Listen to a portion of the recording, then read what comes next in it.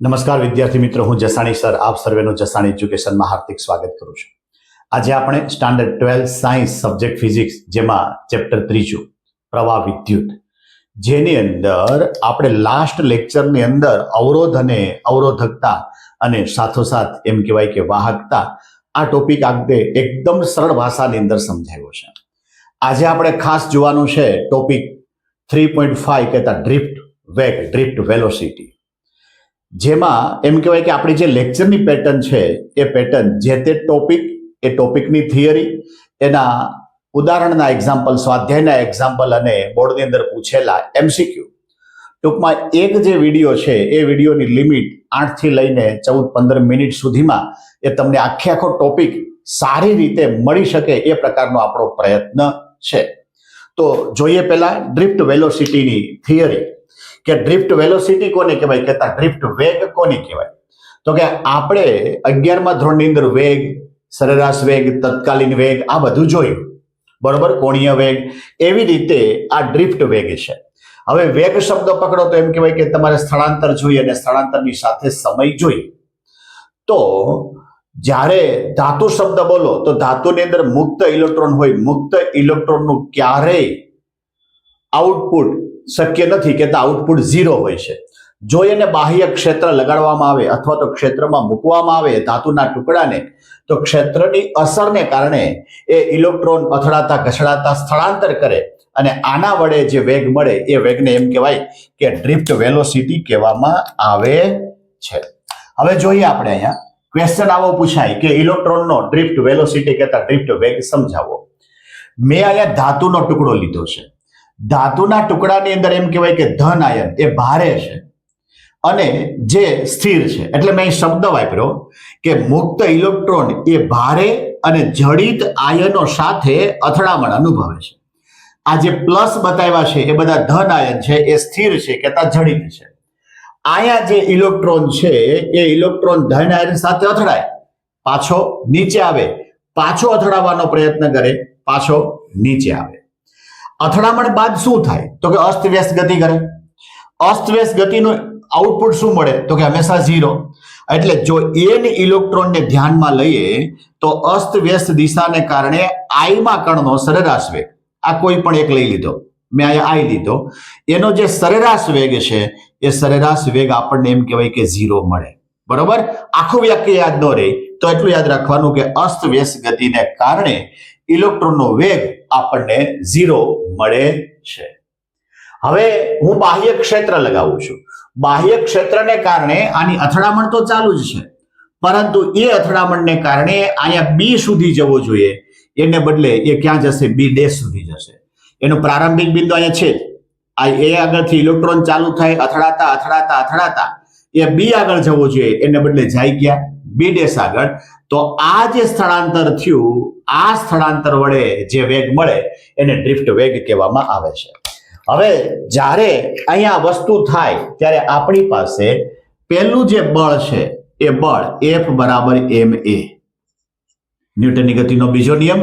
બીજું, આ ક્ષેત્રને કારણે જે બળ લાગે એ Q ઇન્ટુ E કહેતા E ઇન્ટુ E કહેતા માઇનસ E ઇન્ટુ E.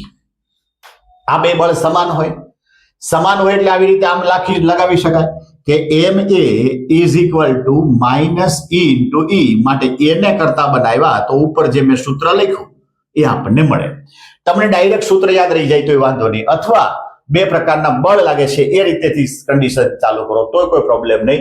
કે વિદ્યુત ક્ષેત્રને કારણે કહેતા વિદ્યુત ક્ષેત્ર હાજરીના કારણે ઇલેક્ટ્રોન પ્રવેગિત થશે, કહેતા જે ઇલેક્ટ્રોન છે એ બધા અસ્તવ્યસ્ત ગતિ કરતા હતા એને બદલે બીજા સમાન દિશામાં ગતિ કરવા માટે સદિશ એ બરાબર, આ પ્રવેગિત સદિશ એ બરાબર minus small e into capital સદિશ e અપોન m. અહીંયા જે m છે એ m ફરજિયાત ઇલેક્ટ્રોનનો લેવાનો. ઇલેક્ટ્રોનનું દળ 9.11 અથવા તો 9.1 ગુણ્યા 10⁻31 kg.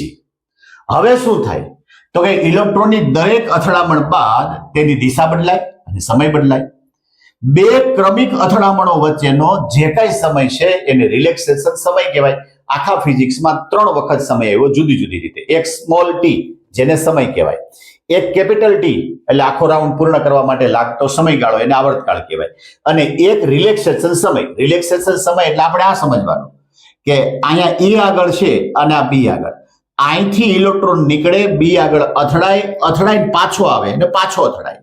અહીંયા અથડાઈ ત્યાંથી ચાલુ કરો, પાછો નીચે આવે, પાછો અથડાય, એ જે ક્રમિક અથડામણ છે એના વચ્ચેનો જે સમયગાળો છે એને રિલેક્સેશન સમય ટી કહેવામાં આવે. હવે એ ટી આ રીતે આમ કરીને આમ કરાય, આ સ્મોલ ટી. વિદ્યુત ક્ષેત્રની હાજરીમાં મુક્ત ઇલેક્ટ્રોને અથડાતા ઘસડાતા કરેલા, નવી ટેક્સ્ટબુકમાંથી અમુક શબ્દ આપણે દૂર કરીને આ રીતે લખ્યા છે. અથડાતા ઘસડાતા કરેલા સ્થળાંતર વડે મળતા વેગને ડ્રિફ્ટ વેગ કહેવામાં આવે. હવે મારી પાસે તો પ્રવેગનું સૂત્ર હશે કે પ્રવેગ બરાબર વીડી અપોન ટી, કહેતા વેગના છેદમાં સમય. વેગને કરતા બનાવવું તો પ્રવેગ ગુણ્યા સમય. અહીંયા વી ઉપર સદિશ તો એ ઉપર સદિશ, સમય ઉપર સદિશ નો આવે. અહીંયા એ ની કિંમત આપણે લખી સ્મોલ ઈ કેપિટલ ઈ અપોન એમ ઇન્ટુ ટી. તો એનો મતલબ એ છે કે ડ્રિફ્ટ વેલોસિટી જે છે એ ડ્રિફ્ટ વેલોસિટી નું સૂત્ર બન્યું સ્મોલ ઈ કેપિટલ ઈ ટી અપોન એમ. હવે જ્યારે 2 માર્કમાં કે 3 માર્કમાં પૂછે ત્યારે શું કરવાનું, કેવી રીતે યાદ રાખવાનું છે? પહેલા આકૃતિ આવી છે, આકૃતિમાં ધન આયનનો ઉલ્લેખ કરવાનો છે, એમાં ઇલેક્ટ્રોન અસ્તવ્યસ્ત ગતિ કરે છે, અસ્તવ્યસ્ત ગતિને કારણે જે કંઈ મળે એ બધું ઝીરો મળે છે એ બતાવવાનું છે. પછી આપણે વિદ્યુત ક્ષેત્ર લગાવ્યું જેને કારણે ઇલેક્ટ્રોન ગતિ કરે કે ત્યાં પ્રવેગિત થયો. આ પ્રવેગિત માટે આ પ્રકારે 2 બળ અને એ સામસામે સરખાવ્યા જેના કારણે પ્રવેગ મળ્યો ને પ્રવેગનું આપણને સૂત્ર લખ્યું. અથડામણ બાદ શું થાય તો કે એની દિશા પણ બદલે અને સમય પણ બદલે. 2 ક્રમિક અથડામણ વચ્ચેનો જે સરેરાશ સમયગાળો છે જેને રિલેક્સેશન સમય કહેવાય. વિદ્યુત ક્ષેત્રની હાજરીમાં મુક્ત ઇલેક્ટ્રોન અથડાતા ઘસડાતા કરેલું જે કઈ સ્થળાંતર છે એના વડે જે વેગ મળે એને ડ્રિફ્ટ વેગ કહેવાય. આપણી પાસે પ્રવેગ બરાબર વીડી અપોન ટી, એમાં એમ કહેવાય કે વેગને હું કરતા બનાવું તો એ ગુણ્યા ટી, એની કિંમત આપણી પાસે છે સ્મોલ ઈ કેપિટલ ઈ અપોન એમ ટી. અહીંયા એમ ઇલેક્ટ્રોનનો છે અને માઇનસ પણ એમ કહેવાય કે ઇલેક્ટ્રોન બતાવે છે. જોજે બીજો ક્વેશ્ચન છે ડ્રિફ્ટ વેગ અને વિદ્યુત પ્રવાહ ઘનતા. ડ્રિફ્ટ વેગ એટલે વીડી, વિદ્યુત પ્રવાહ ઘનતા એટલે જે, 2 સદિશ રાશિ છે એના વચ્ચેનો સંબંધ મેળવો, અથવા સિગ્મા એટલે વાહકતા બરાબર n e square t upon m સાબિત કરો. 3 માર્કમાં પ્રશ્ન પૂછે તો પહેલા આકૃતિ બતાવવાની છે. આ આકૃતિમાં આ નળાકાર, આ એનું આડછેદનું ક્ષેત્રફળ એ બતાવ્યું છે. અહીંયા ઇલેક્ટ્રોન આ બાજુ ગતિ કરે તો એનાથી વિરુદ્ધ દિશામાં ઈ બતાવવાનો છે. એટલે આ 3 અંદર જરૂરી છે. સાથે વીડી બરાબર ધારો કે ડેલ્ટા એક્સ ના છેદમાં ડેલ્ટા ટી, તો આ જે લંબાઈ છે એ લંબાઈને મેં ડેલ્ટા એક્સ કહી દીધું. તો લંબાઈ બરાબર વેગ ગુણ્યા સમય. તમારી આકૃતિની અંદર આડછેદનું ક્ષેત્રફળ બતાવવાનું, ઈ બતાવવાનો અને ઇલેક્ટ્રોન બતાવવાનો અને એની દિશા બતાવવાની. ડ્રિફ્ટ વેગના કારણે વિદ્યુત ક્ષેત્રને લંબ એવા કોઈ પણ ક્ષેત્રફળમાંથી વિદ્યુત ભારનું ચોખ્ખું વહન થાય. આ વિદ્યુત ક્ષેત્ર આમ છે, એને લંબ એટલે આડછેદ થયો, એમાંથી એમ કહેવાય કે ચોખ્ખું વિદ્યુત ભારનું વહન થાય એટલે આપણને પ્રવાહ મળે. આ જે આડછેદ છે એનો પૃષ્ઠ સદિશ. હવે આડછેદ લંબ છે તો એનો પૃષ્ઠ સદિશ એક ક્ષેત્રને સમાંતર હોય. બરોબર જોજો, ક્ષેત્ર વિદ્યુત ક્ષેત્રને લંબ એનો આડછેદ છે નળાકારનો, તો એ નું જે પૃષ્ઠ સદિશ છે એ ક્ષેત્રને સમાંતર અથવા તો પ્રતિ સમાંતર હોય. એટલે મેં અહીં લખ્યું કે એ એટલે પૃષ્ઠ સદિશ વિદ્યુત ક્ષેત્ર ઈ ને સમાંતર છે. ડેલ્ટા ટી જેટલા સૂક્ષ્મ સમય માટે લંબાઈ ડેલ્ટા એક્સ બરાબર વીડી ડેલ્ટા ટી માં રહેલા ઇલેક્ટ્રોન ક્ષેત્રફળમાંથી પસાર થાય છે. એનો મતલબ એ થયો કે આ જે જો આનું કદ વિચારો કે આ નળાકારમાં ઇલેક્ટ્રોન હશે તો કે હા, કેટલા હશે તો કે વીડી ડેલ્ટા ટી, બરાબર, એટલા ઇલેક્ટ્રોન પસાર થાય છે. હવે જોઈએ એકમ કદ દીઠ ઇલેક્ટ્રોનની સંખ્યા માટે સ્મોલ n બરાબર કેપિટલ n ના છેદમાં v કે તેને સંખ્યા ઘનતા કહેવાય. અહીંયા ભૂલ પડવાની પૂરી શક્યતા છે, કારણ કે સંખ્યા એટલે તમે સીધું સ્મોલ n અને એના બરાબર કઈ વસ્તુ લઈ લેજો. અહીંયા જોવાનું છે કે સ્મોલ n એટલે કેપિટલ n ના છેદમાં v, અથવા કોઈ જગ્યાએ ફિઝિક્સમાં કેપિટલ n ના છેદમાં લંબાઈ આવે, કેપિટલ n ના છેદમાં ક્ષેત્રફળ આવે, ટૂંકમાં એન અને કેપિટલ એન માં ડિફરન્સ. એન એટલે કુલ સંખ્યા, કેપિટલ એન એટલે કુલ સંખ્યા, સ્મોલ એન એટલે એમ કહેવાય કે એકમ કદ દીઠ, એકમ ક્ષેત્રફળ દીઠ, એકમ લંબાઈ દીઠ આવી સંખ્યા આવે. મેં એન ના છેદમાં વી, એન એટલે કદ, કદ એટલે આ ક્ષેત્રફળ ગુણ્યા લંબાઈ. આ 3 ફેક્ટર 2 ફેક્ટર ભેગા થાય એટલે કદ બને. માટે એન બરાબર કેપિટલ એન છેદમાં એ ઇન્ટુ ડેલ્ટા એક્સ. હવે ડેલ્ટા એક્સ એટલે અહીં લખી નાખ્યું વીડી ડેલ્ટા ટી. માટે આપણું સૂત્ર બની ગયું કેપિટલ એન ના છેદમાં એ વીડી ડેલ્ટા ટી. હવે હું કેપિટલ એન ને કરતા બનાવું, સંખ્યા મારે જોઈએ છે, તો small N A VD delta T, આ આપણને સૂત્ર મળ્યું. હવે મારી પાસે ડેલ્ટા ટી સમયમાં આડછેદમાંથી પસાર થતો વિદ્યુતભાર, તો કે સ્મોલ ક્યુ બરાબર માઇનસ એન ઈ. માટે minus n A VD delta t into E. મેં ખાલી એન ની કિંમત મૂકી.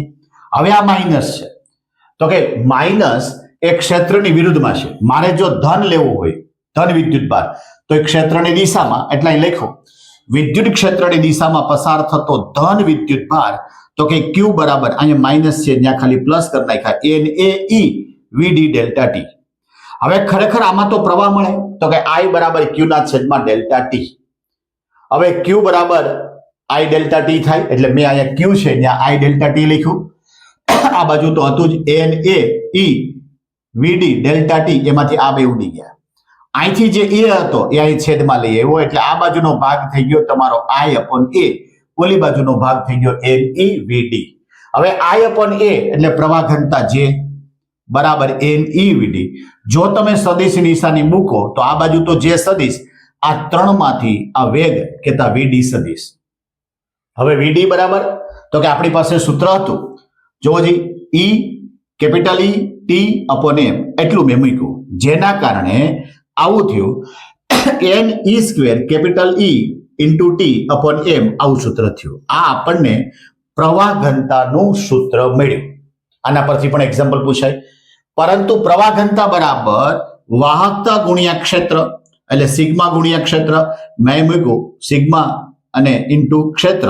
માટે n e square capital E t upon m, એમાંથી આ બે ઈ ઉડી ગયા.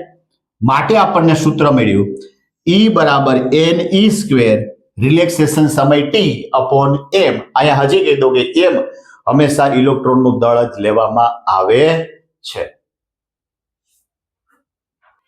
જોજી, આને લગતો એક્ઝામ્પલ તમારા ટેક્સ્ટ બુકના સ્વાધ્યાયમાં છે. સુવાહકોમાં ઇલેક્ટ્રોનની સંખ્યા ઘનતા એટલે સ્મોલ એન કહેતા કેપિટલ એન ના છેદમાં વી, 8.5 ગુણ્યા 1028 મીટર માઇનસ ક્યુ. હવે આના પરથી પણ ખબર પડે કે જો મીટર માઇનસ ક્યુ હોય તો એ સ્મોલ એન હોય, ને કેપિટલ એન હોય તો એ ખાલી સંખ્યા થઈ, સંખ્યાને એકમ ન હોય. આવા ઇલેક્ટ્રોનને 3 મીટર લાંબા, એટલે ડેલ્ટા એક્સ અથવા તો એલ, એક છેડાથી બીજા છેડા સુધી ડ્રિફ્ટ થતા કેટલો સમય લાગે? આપણે સમય શોધવાનો છે. આડછેદનું ક્ષેત્રફળ 2 ગુણ્યા 10⁶ -6 મીટર સ્ક્વેર. તેમાંથી 3 એમ્પિયર જેટલો પ્રવાહ વહે અને એની કિંમત અહીંયા આપી છે, એટલે યાદ રાખવાની. એક્ઝામ્પલ ગણવાની પેટર્ન એ છે કે તમારે આ રકમ લખવાની ના આવે, પણ એના ડેટા લખવાના. સંખ્યા ઘનતા એટલે 8.5 ગુણ્યા 10⁻28 મીટર ક્યુબ, એકમ સાથે લખવાના, માઇનસ ક્યુ. લંબાઈ એટલે ડેલ્ટા એક્સ 3 મીટર. ક્ષેત્રફળ આપી દીધું 2 ગુણ્યા 10⁻6 મીટર સ્ક્વેર. પ્રવાહ આપી દીધો 3 એમ્પિયર. એની કિંમત આપી 1.6 ગુણ્યા 10⁻19 અને મારે સ્મોલ ટી શોધવાનો છે. મારી પાસે આપણે જે અત્યારે જ લીધું એમાં વચ્ચે આવું સૂત્ર સાબિત થયું, આઈ બરાબર એને વીડી કહેતા, આને નવી પણ વાંચી શકાય. બરાબર, વીડી ને હું કરતા બનાવું તો આઈ ના છેદમાં એન એ ઈ. હવે વીડી એટલે વેગ થાય, વેગ એટલે અંતરના છેદમાં સમય કહેતા લંબાઈના છેદમાં સમય. માટે લંબાઈના છેદમાં સમય બરાબર આઈ ના છેદમાં એન એ સ્મોલ ઈ. હું ટી ને કરતા બનાવું તો સૂત્ર આવું બની ગયું કે ટી બરાબર N A E L upon i. જો આ સૂત્ર યાદ રાખો તો સીધે સીધું સૂત્ર મૂકી દેવાનું, તો પણ તમારો માર્ક્સ ન કપાય. તો એન ની કિંમત 8.5 ગુણ્યા 10⁻28, એ એટલે 2 ગુણ્યા 10⁻6 -6, 1.6 ગુણ્યા 10⁻19 ગુણ્યા 3/3, બધાયનું કેલ્ક્યુલેશન કરો એટલે આપણને 27.2 ગુણ્યા 10³ સેકન્ડ થયું. આને તમે 60 વડે ભાંગો એટલે મિનિટમાં, બરાબર, એને પાછું 60 વડે ભાંગો એટલે કલાકમાં, કહેતા આ જે રકમ છે એને 3600 વડે ભાંગો એટલે કલાકમાં. અંદાજિત તમારી કલાક 7.5 અવર્સ થઈ છે. 7.5 અવર્સ થઈ છે. જોજી, આ લેક્ચરની અંદર આપણે ડ્રિફ્ટ વેગ નું સૂત્ર મેળવ્યું, ડ્રિફ્ટ વેગ અને પ્રવાહ ઘનતા વચ્ચેનો સંબંધ મેળવ્યો અને તમારા ટેક્સ્ટ બુકનો એક એક્ઝામ્પલ છે. આને લગતો બીજા જે એક્ઝામ્પલ છે એ આપણે મોબિલિટીમાં લેવાશે, કારણ કે એ સૂત્રની જરૂર આપણને પડે છે. તો નેક્સ્ટ જે લેક્ચર છે એ આપણે 3.5.1 એટલે કહેતા મોબિલિટી એ આપણે લેવાના છીએ. એકદમ સરળ ભાષાની અંદર સમજાવવા માટે પ્રયત્ન કર્યો છે, બરાબર. અને તમે બોર્ડની અંદર એટલું લખો એટલે એમ કહેવાય કે એક પણ માર્ક્સ તમારો કપાય નહીં, એ રીતે આપણે આખું થિયરીનું ડ્રાફ્ટિંગ આપ્યું છે. તો એમ કહેવાય કે વધારે વિદ્યાર્થીને લાભ મળે તે માટે આ વિડીયોને વધારે શેર કરો. અમારી જે ચેનલ છે જસાણી એજ્યુકેશન ચેનલને લાઈક અને સબસ્ક્રાઇબ કરવાનું પણ ભૂલતા નહીં.